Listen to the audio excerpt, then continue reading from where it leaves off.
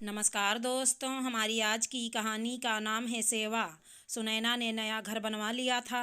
नए घर का उद्घाटन होना था। उसे लगता था कि वो भी अपने आलीशान से बंगले में रहे, पर सास ससुर की सेवा करते करते उसकी भी उम्र हो चली थी। उसे जब भी कोई नए घर के गृह प्रवेश में बुलाता तो उसे एक कसक सी उठती।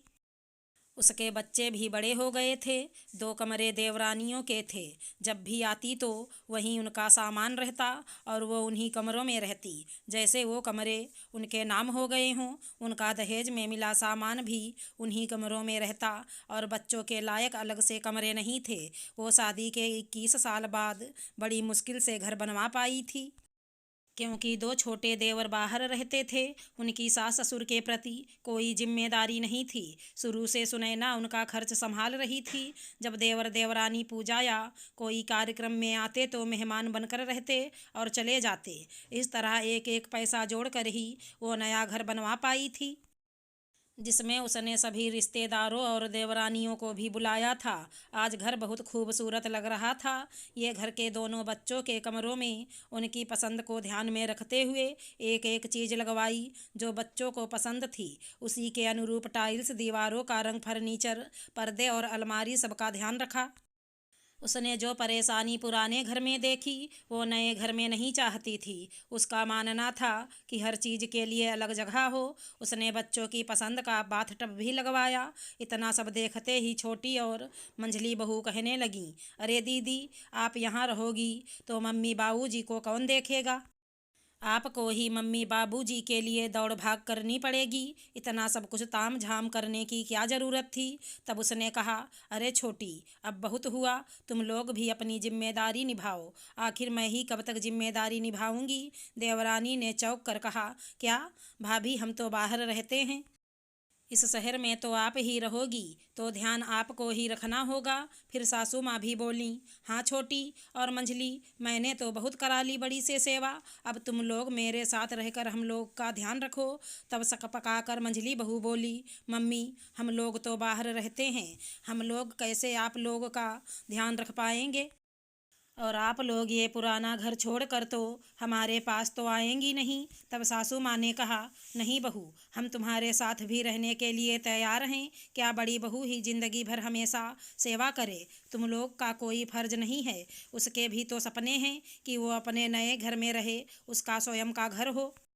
जब तुम लोग के अपने अपने घर हैं तो उसका भी है, तो तुम लोग को बुरा क्यों लग रहा है? वो हमारे साथ कितने सालों से हमारे घर में एडजस्ट कर रही है, तो अगर तुम लोग अपने स्वयं के घर में रह सकती हैं तो बड़ी क्यों नहीं? इस तरह सासू माँ की बात सुनकर वे दोनों कहने लगीं, वो हाँ हाँ मम्मी, आप रहिए ना हमारे साथ। हमें लगा आप अपना पुश्तैनी घर छोड़कर कहाँ रहोगी। उसी समय छोटी बहू बोली, मम्मी जी, मैं चाहूँ तो आपको बुला भी लूँ, पर बड़ी भाभी जैसी जिम्मेदारी नहीं उठा सकती, क्योंकि मेरा भी अपना शेड्यूल है। आपको उस हिसाब से रहने में दिक्कत ही होगी।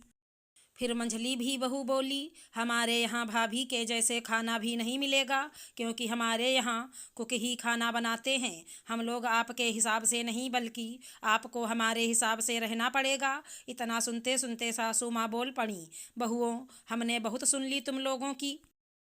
तुम लोग को हमारी जिम्मेदारी उठानी होती तो 10 साल पहले भी उठा लेते, पर बड़ी बहू से कुछ ना बोलो, क्योंकि वो हमारी जिम्मेदारी उठाने में कभी ना हटेगी। चाहे हमारे घर पास रहें या दूर, पर दिल के रिश्ते हमेशा के लिए बने हैं। हम दोनों के बीच कोई औपचारिकता नहीं है। उसके मन में हमारे लिए इज्जत है और वो हमारे अनुसार शुरू से ढली है, ना कि हम उसके हिसाब से।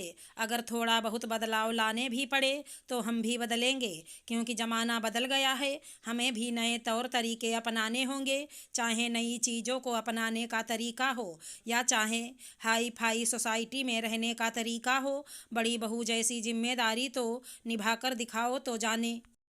इसके बाद दोनों बहुओं ने कहा, ठीक है मम्मी जी, आप नए तौर तरीके को अपनाना चाहती हैं तो हम भी आपकी जिम्मेदारी के साथ सेवा करेंगे। बड़ी बहू को अच्छा लगा कि मम्मी ने उसकी तरफ से देवरानी से बात की, और इस तरह सासू माँ भी दोनों बहुओं के पास भी कभी कभी रहने लगी। दोस्तों, एक बड़ी बहू ही अपनी जिम्मेदारी क्यों निभाए?